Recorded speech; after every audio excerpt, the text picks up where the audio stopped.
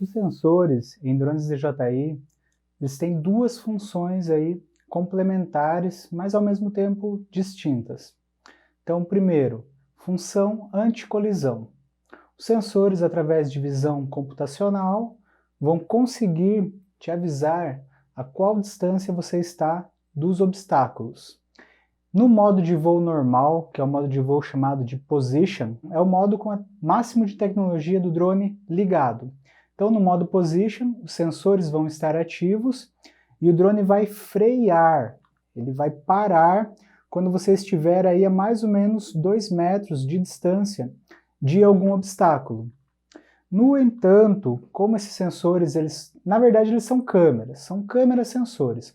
Você não consegue acessar a imagem, mas eles são câmeras. Então ele monta um modelo tridimensional, então eu tenho duas câmeras monoculares aqui na frente, por exemplo, e ele monta um modelo tridimensional do ambiente, utiliza um algoritmo de detecção de bordas e através disso infere a distância que você está dos objetos através da estereoscopia. Porém, já vou deixar um alerta aqui, não confiem nos sensores. Na propaganda da fabricante é tudo muito lindo, ele desvia de tudo, ele para com qualquer obstáculo, mas na prática não funciona bem assim. As limitações dos sensores são em relação a objetos muito pequenos, com pouca massa. Então as coisas que ele mais precisava enxergar, ele não enxerga. Como por exemplo, fio de luz, copa de árvore que tem aqueles galhos mais soltinhos assim, então são coisas que o sensor não vai conseguir pegar. Se você estiver confiando neles, você vai acabar batendo o seu drone. O número de sensores varia dependendo do modelo do drone. Entre os drones pequenos, nível ProSummer da DJI, o único que tem sensores omnidirecionais, ou seja, que consegue pegar todos os lados do drone, é esse modelo aqui, é o Mavic 2. Então eu tenho as duas câmeras monoculares frontais, tenho um sensor de infravermelho em cima, tenho mais duas câmeras monoculares na parte traseira e tenho também os sensores aqui embaixo. Então aqui no caso do Mavic 2 eu tenho duas tecnologias distintas. Tem a tecnologia do infravermelho e tem a tecnologia posicional ali através de visão. Então também são câmeras. Os sensores, muito importante isso, sensores laterais, então esses que estão pegando aqui do lado do drone, eles não funcionam no modo de voo Position, que é o modo de voo que você vai utilizar por 90% do tempo. Isso parece uma pegadinha até do fabricante, os alunos se assustam quando eu falo isso, mas é a realidade. Os sensores laterais só funcionam se você estiver no modo iniciante, que é onde também você vai ficar limitado aí a um raio de 30 metros do seu ponto de decolagem, e no modo tripod, que é onde o drone realiza movimentos mais lentos.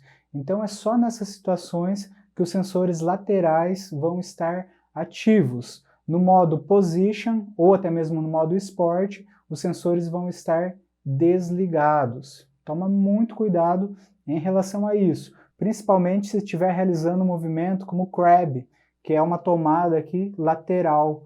Então nessas tomadas laterais, em modo Position, ele não vai te avisar a hora que você estiver se aproximando dos obstáculos. Além disso, a segunda função dos sensores é chamado de VPS, Sistema de Posicionamento Visual.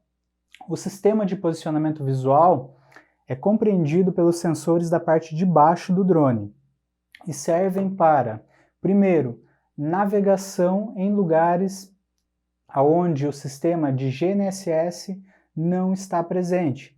Por exemplo, se você realizar um voo indoor, dentro de uma igreja ou de um barracão, o drone não vai conseguir travar GPS, porque o sinal do GPS não chega ali nesse ambiente indoor. Então, a navegação nesses ambientes vai ser realizada através do VPS. Os sensores que estão embaixo do drone vão conseguir pegar a altura através ou de sonar, no caso dos Phantom 4, ou de infravermelho, no caso do Mavic 2. E também as duas câmeras monoculares que estão fazendo ali o mapeamento daquele ambiente. Porém, o VPS tem várias limitações, né? Vamos a elas. Primeiro, se você tiver um chão com um padrão homogêneo, de uma cor só, não vai funcionar. Porque tanto com o drone parado ou em movimento, a leitura que está sendo recebida através das câmeras monoculares vai ser a mesma. Você não tem diferenciação, você não tem contrastes diferentes, você não tem formas diferentes no chão, aí o sensor não vai funcionar. Outra limitação aí desses sensores, no caso do Phantom que tem o sonar, então o sonar não vai funcionar em superfícies inclinadas, o VPS também não vai funcionar em cima da água, porque a água ela está em movimento e ela é um objeto reflexivo. Então essas duas coisas não são cobertas pelos sensores, né? Diga-se de passagem, né? O que ocorre muito, eu vejo muito vídeo aí de youtuber, às vezes até youtuber famoso já de drone, cometendo esses erros e daí reclamando que o equipamento não funcionou direito. Então se você pega um drone desse aqui, com o modo VPS ativo, o sensor da parte de baixo dele ativo, e vai voar lá no mar, né? Inclusive tem um caso desse recente que ficou bem famoso aí, que o cidadão estava reclamando do drone. Então ele está aqui em cima da água, já está errado porque a leitura não funciona legal em cima de superfície reflexiva. Aí vem uma onda. A hora que vem essa onda, o sensor lê aqui a parte da altura e ele vai entender que o drone baixou e vai tentar subir. Então ele vai tentar fazer uma correção. Ele vai subir, daí a hora que a onda passa, ele vai descer, porque ele vai entender que o drone estava se movimentando e não que a água estava movimentando. Daí a hora que ele desce, vem a próxima onda e cobre o drone. Pronto, perdeu o drone. Então é muito fácil de perder um drone se você cometer aí esses erros. O sensor VPS, se você for realizar voo em cima da água, ou você desliga o VPS, ou você mantém uma altura aonde o sensor não esteja atuando. E qual vai ser essa altura? É variável dependendo do modelo de drone. Esse meu drone aqui, o Mavic 2, ele funciona até mais ou menos uns 9 metros de altura. Então até 9 metros de altura o VPS está funcionando, que é a parte de baixo ali. Passei dessa altura, o VPS não está mais ativo, então seria seguro voar acima da água numa altura superior à altura de atuação do VPS. Os sensores de colisão aqui, da parte da frente, de trás do drone, então eles também são câmeras monoculares, funcionam o mesmo algoritmo, semelhante à parte do VPS, e eles têm problema com superfície reflexiva. Então imagine, se você vai com o seu drone e avança para cima de um prédio, envidraçado, espelhado, o sensor não vai funcionar, ele não vai pegar aquele obstáculo ali e você pode bater o seu drone também. Então os sensores são muito bons, mas não confie neles. O recomendado é que até você ter aí umas 50 horas de pilotagem, você se mantenha no mínimo aí a uns 6, 7 metros de distância de qualquer obstáculo, ou seja, você não vai nem deixar o sensor atuar. Se ele te avisar de alguma coisa que você não viu, ótimo, salvou o seu drone, mas não que você vai voar aí confiando nesses sensores, né?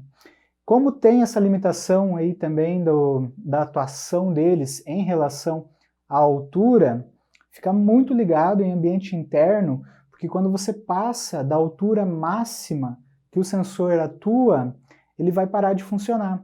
E como eu não tenho o sinal de GNSS, ou o equipamento vai travar e vai te avisar que ele não pode subir mais, ou ele vai entrar num modo chamado ATT, que depois eu vou explicar mais detalhadamente, mas ATT é um modo onde o drone não mantém a sua posição automaticamente. Ele mantém a altura, porque a IMU nunca desliga. Então, através da pressão atmosférica, ele consegue ali manter uma altura estável. Porém, ele vai derivar no espaço. Então, passou da área, da altura de atuação do VPS, o drone vai derivar e a pilotagem vai ficar muito mais difícil. Outra coisa que você deve prestar bastante atenção também é em relação à iluminação. Então, como parte do VPS funciona através de câmeras, se a iluminação estiver muito baixa, não vai funcionar. E também o drone vai ficar derivando sozinho de acordo com o vento do local ou se o centro de gravidade não estiver bem certinho. Por exemplo, se você bater o seu drone vai dar uma machucadinha numa hélice, e aí você não troca a hélice, você deixa ela daquele jeito, e ela é uma hélice desbalanceada. Então o centro de gravidade do drone já não vai estar mais tão legal, porque você vai ter aquela vibração ali, e o drone pode derivar mesmo sem vento em modo ATT, que é quando não está atuando nem a parte do VPS, e também não tem um sinal de satélite disponível. Os sensores devem ser mantidos sempre limpos, porque são câmeras, então com um detergente neutro, um paninho, você pode sempre limpar os sensores. E simplesmente colocar o dedo aqui, principalmente nesses de infravermelho, você vai ver que fica marcado. E com o passar do tempo, a acurácia vai ser diluída aí desses sensores. Eles vão atuar menos ainda se eles estiverem sujos.